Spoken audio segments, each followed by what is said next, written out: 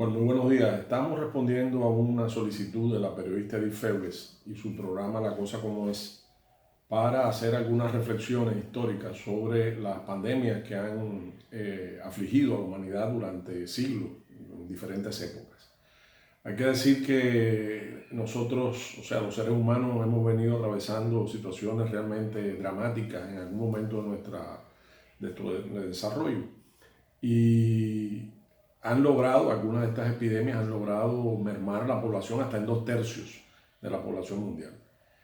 Quiere decir, mi reflexión va primero a situar en contexto la epidemia del coronavirus y segundo a transmitir un mensaje de esperanza y optimismo, porque el desarrollo que tiene la ciencia en estos momentos jamás la humanidad lo ha experimentado.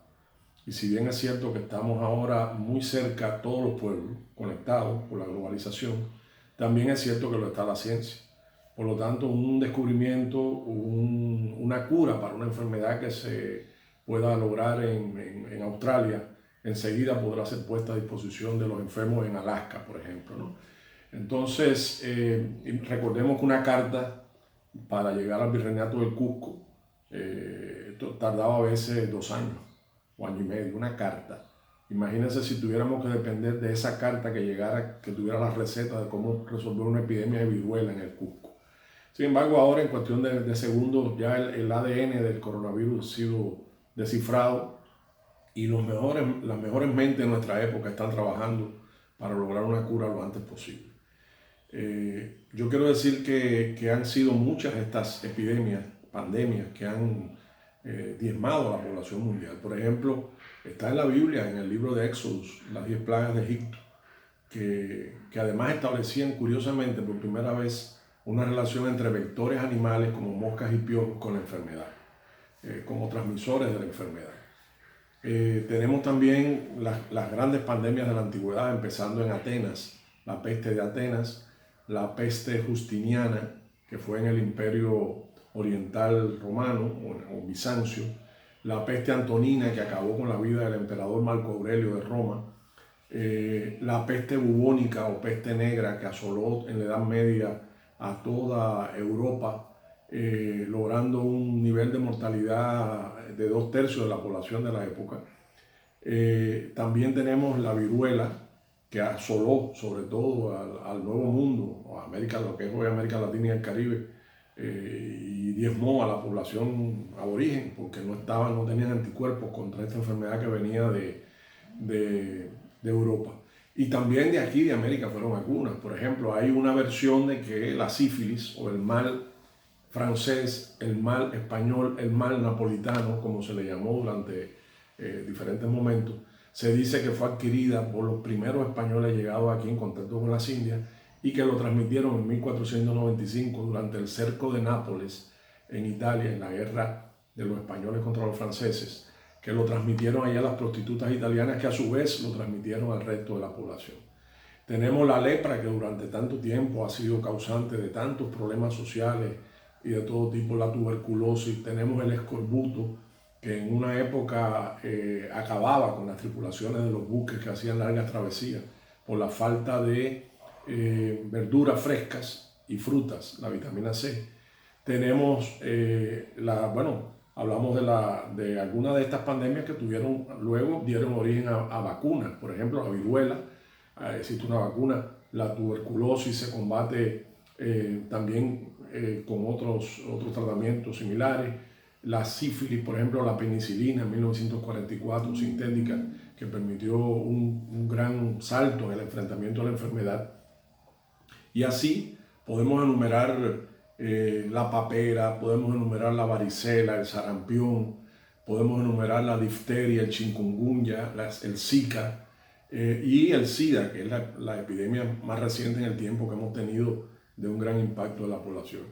Y siempre se recuerda mucho a la gripe española, la epidemia del año 1918-19, que fue una especie de neumonía grave, de una rápida propagación y que para algunos en un año ha sido la pandemia más mortal de la humanidad, porque en un año, en unos meses, acabó con alrededor de 50 millones de personas.